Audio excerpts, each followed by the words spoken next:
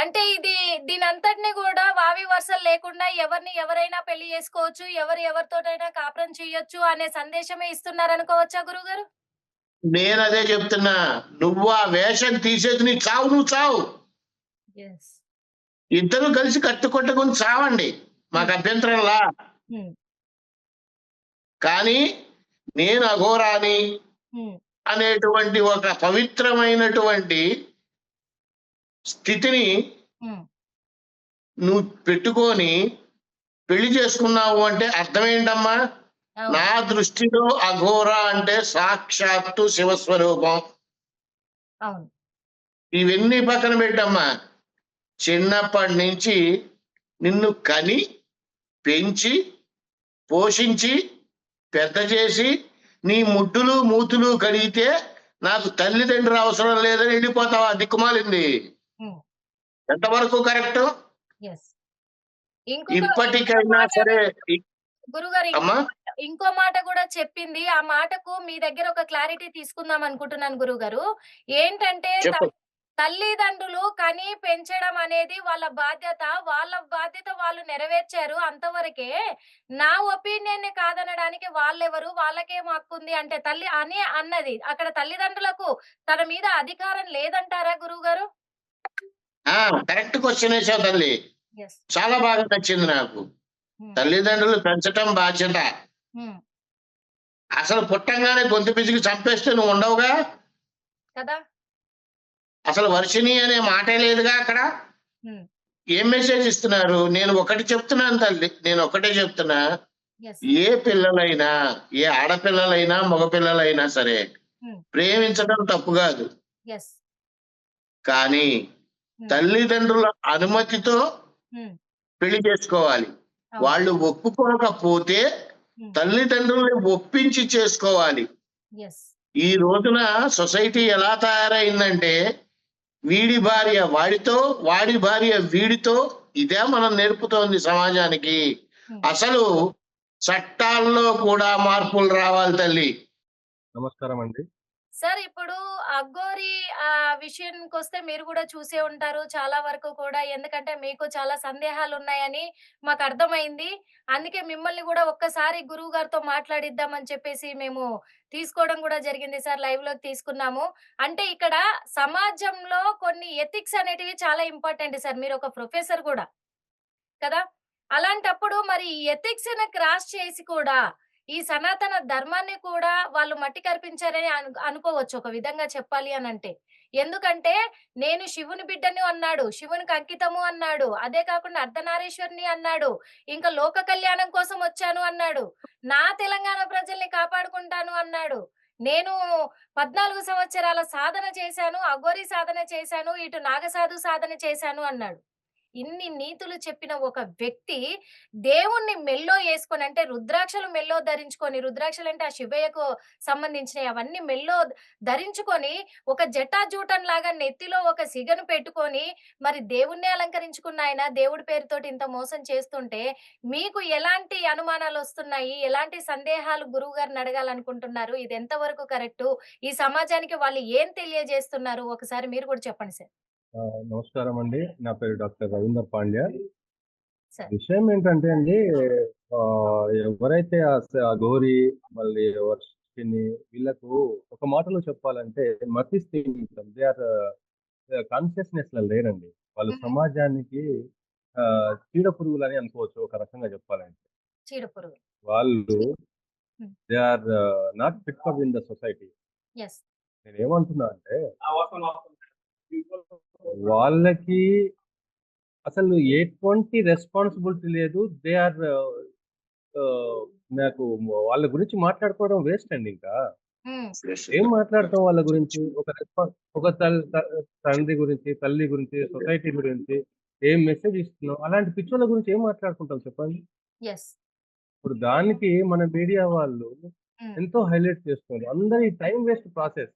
నాకు ఒకటి మాత్రం అనిపిస్తుందండి, మా గురుగారు చెప్పినట్టు ఇంతకుముందు శ్రీ శ్రీ ఆదిత్య పరాశక్తి ఉన్నారు కదా మన స్వామి గారు. తను కూడా ఒక మాట అన్నాడు. తను హ్మ్. ఇంకో 2-3 నెలల తర్వాత తను ఏ ఊచలు లెక్క పెడతారో, ఏ జైల్లో ఉంటారో మనకు చెప్పలేము. అలాంటి వ్యక్తుల గురించి ఏం మాట్లాడతారు? తనకి ఏం అసలు సనాతన ధర్మం గురించి మీనింగ్ గురించి తెలుసా? ఈ అమ్మాయి అంటూ జెన్యూనిటీ నచ్చిందని అంటుంది. తనకు ఏ కాలేజీలో బీటెక్ చేసిందో అది తెలవదు. ఒక బీటెక్ అమ్మాయి మీరు బీటెక్ చెప్పారు కదా! ఇప్పుడు సార్ జెన్యూనిటీ నచ్చింది ఆ అమ్మాయి ఆ అమ్మాయి చెప్తుంది అన్నారు కదా! వాట్ ఈస్ ద ఈ ఒక్క మీనింగ్ ఆఫ్ జెన్యూనిటీ? ఆ! ఈ ఒక్క విషయంలో గురువు గారిని ఒక సందేహం అడుగుదామా మరి? Carry on. గురుగారు గురువుగారు, గురువుగారు మరి చెప్పండి. ఇక్కడ జెన్యూనిటీ నచ్చింది అని చెప్పేసి మాట్లాడుతుంది వర్షిని. అఘోరీలకి నిజంగా ఈ జెన్యూనిటీ నచ్చి ఒక అమ్మాయి దగ్గరికెళ్తే, ఒక మగ మనిషి గాని దగ్గరికెళ్తే ఆళ్ళని స్వాగతించి పెళ్లి చేసుకునేంత భావబాంధవ్యాలున్నాయా గురువుగారు? అమ్మా ఫస్ట్ అసలు జెన్యూనిటీ అంటే అర్థం ఏంటమ్మా ఆ! చెప్పండి నిజాయితీగా ఉండడం. కదా? హ్మ్.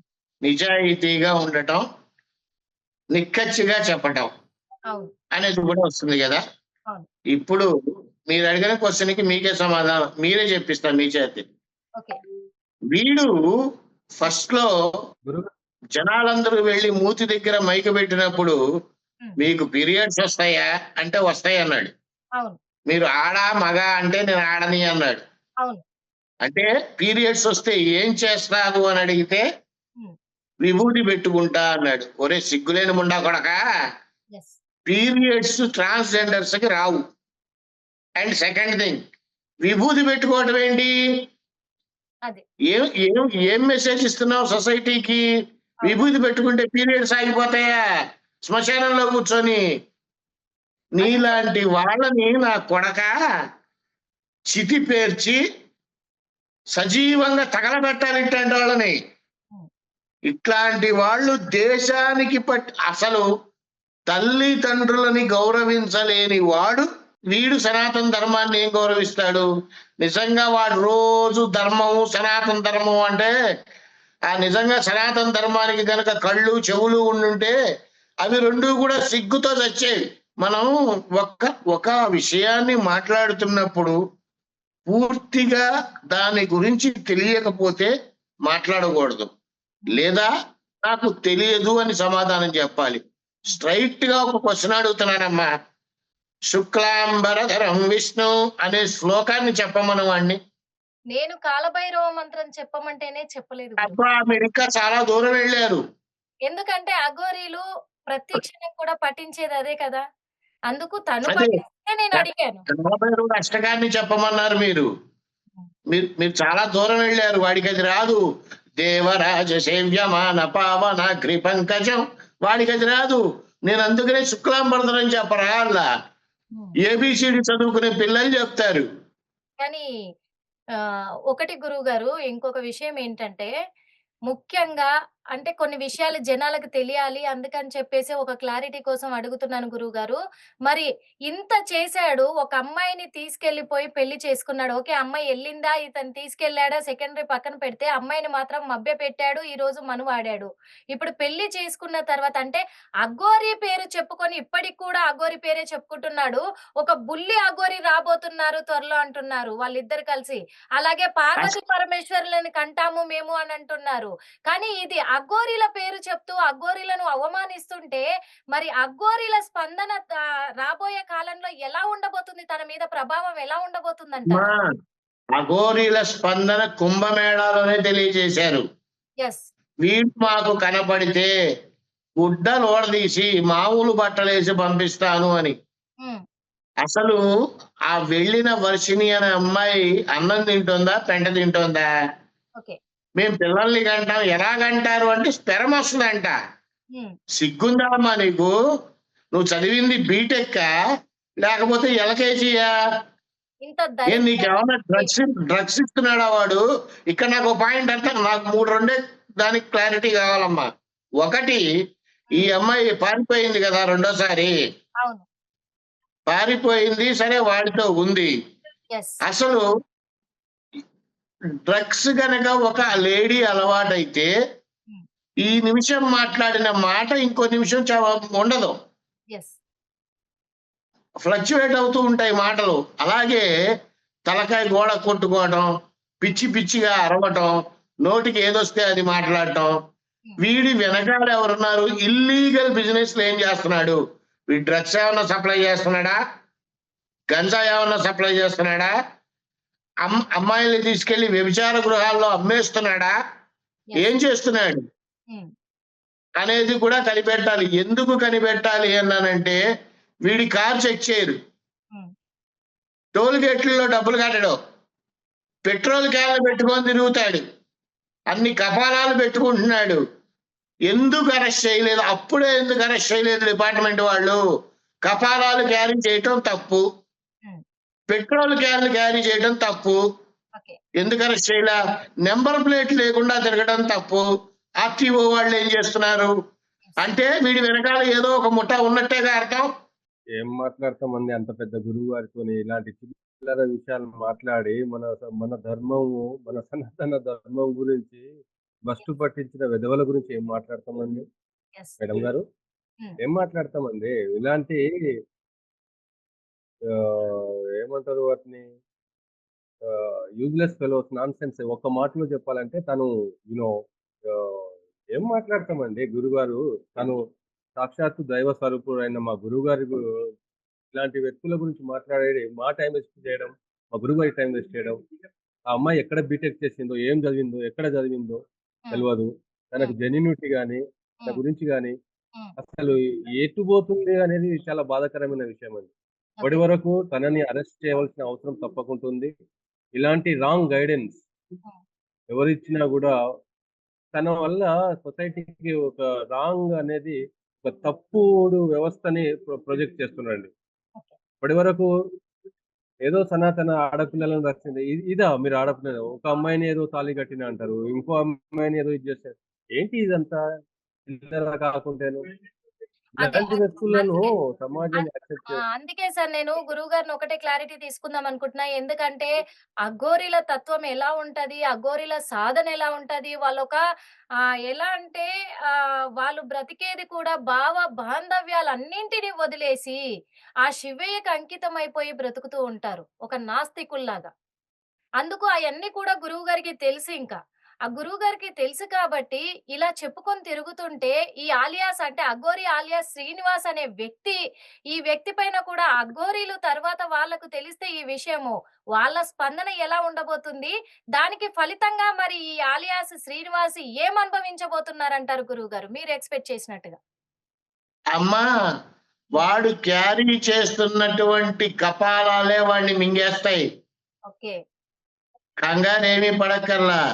కపాలాలు మా దగ్గరే ఉన్నాయి. ఇంకా చెప్పాలంటే కుంభమేళాలో అంతమంది నాగసాధువులు వచ్చారు, అఘోరాలు వచ్చారు, మిగతా సాధు సంతులంతా వచ్చారు. అఘోరాల దగ్గర, నాగసాధువుల దగ్గర కపాలాలు ఖచ్చితంగా ఉంటాయి. వాళ్ళు ఎప్పుడైనా షో చేశారా? చూపించారా? వీడికి అసలు ఏమీ రాదు. నేను వీడికి వచ్చిందల్లా పసర మందులు పెట్టి చావటం ఏమన్నా వచ్చేమో. మంత్రాల గురించి అయితే zero knowledge, there is no doubt about it. అందరిని బెదిరిస్తున్నాడు కదా, నేను మంత్రాలు చేసి చంపేస్తాను అని చెప్పేసి బెదిరిస్తున్నాడు. అరిచే కుక్క కరవదమ్మా. చెప్పండి సార్. నిర్మలా తల్లి, అరిచే కుక్క కరవదు. నేను మీకు ఇంకో ఉదాహరణ చెప్తా. ఒక వీడియోలో పడవలో నుంచొని ఇవాళ్లే శివసాధన చేశా, ఇవాళ్లే శివసాధన చేశా, అయిన తర్వాత శవాన్ని భుజించా, నా మీద ఎవరైనా బ్యాడ్ గా పోర్ట్రైల్ చేస్తే వాళ్ళందరినీ మంత్రము మంత్రశుద్ధితో చంపేస్తా అని అన్నాడు. ఆ వీడియో మీరు చూసే ఉంటారు. అంటే మంత్రశుద్ధానికి ఈ దరిద్రపు ముండాకుడికి తేడా ఏమన్నా తెలుసా? ఒకటి. రెండు, నేను శివసాధన చేశా, శవాన్ని భుజించా అన్నాడు. అసలు భుజించటానికి, ప్రసాదం స్వీకరించడానికి తేడా తెలుసా? అదేమన్నా డైరీ మిల్క్ చాక్లెటా అమ్మా? శవాన్ని భుజించడానికి సిగ్గుండకల్లా చెప్పడానికి అమ్మా, అవును గురువు గారు, సిగ్గుండకల్లా వాడికి చెప్పడానికి. అది కూడా తీసేయి. నువ్వు నిజంగా సాధన చేసేవాడివి అయితే ఇలాంటి చెత్త వీడియోలు కాకుండా నిజంగా నీ సాధన ఏంటో లైవ్ లో పెట్టు. మేడం గారు ఒకటే సార్. విషయం, ఉమ్. తనకు ఎలాంటి అఘోరికి ఉన్నటువంటి క్వాలిఫికేషన్స్ లేవు. ఓకే. ఎందుకంటే నేను కూడా చూశానండి, నేను Yes. కూడా చూశాను, నేను ఉమ్. వాళ్ళతో గడిపాను. మా గురువు గారి దయ వల్ల నేను ఈ స్థితిలో ఉన్నాను. ఆ? ఒకటే చెప్తున్నా, ఇంకో కొంత very soon is going to be you know జైలుకి వెళ్తాడండి తను తప్పకుండా. హిట్ టీవీ యాప్ ఇందులో short news, live news, entertainment shows, movies, digital magazines తో పాటు మీ జిల్లా వార్తలను కూడా ఫ్రీగా చూడొచ్చు. ఇంకెందుకు ఆలస్యం, వెంటనే హిట్ టీవీ యాప్ ని డౌన్లోడ్ చేసుకుని ఫ్రీగా ఎంటర్టైన్మెంట్ పొందండి. Hit TV app. Hit TV app. Please download Hit TV app. Hit TV యాప్ని ఫ్రీగా డౌన్లోడ్ చేసుకొని ఎంజాయ్ చేయండి. మీకు నచ్చిన ఎంటర్టైన్మెంట్ కోసం హిట్ టీవీ యాప్ ని ఫ్రీగా డౌన్లోడ్ చేసుకుని ఎంజాయ్ చేయండి. హిట్ టీవీ యాప్ని డౌన్లోడ్ చేసుకుని ఆస్వాదించండి, ఆశీర్వదించండి. ఇంతమంది సెలబ్రిటీలు హిట్ టీవీ యాప్ ని డౌన్లోడ్ చేసుకోండి అని చెప్తున్నారంటే ఎంత మంచి యాప్ ఆలోచించండి. అమెరికా అమెరికా అమెరికా అమెరికాలో చదవాలనుకునే వాళ్ళకి విశ్వసనీయమైన పేరు మన శౌర్య consultancy. UK Law 1 Year Masters. UK Law 1 Year Masters. 2 years work permit up to 5 years visa. Contact Saurya Consultancy. Contact 89851 89851.